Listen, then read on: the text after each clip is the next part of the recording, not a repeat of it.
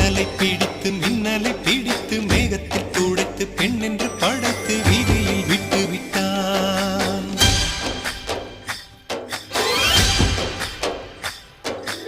இப்படி இன்னொரு பெண்மையை படைக்க தன்னிடம் கற்பனை தீர்ந்ததை எண்ணித்தான் பிரம்மனும் மூர்ச்சையுற்றான்.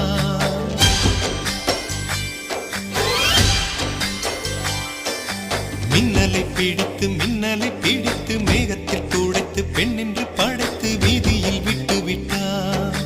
இப்படி இன்னொரு பெண்மையை படைக்க தன்னிடம் கற்பனை தீர்ந்ததை எண்ணித்தான் பிரம்மனும் மூர்ச்சையுற்றான்.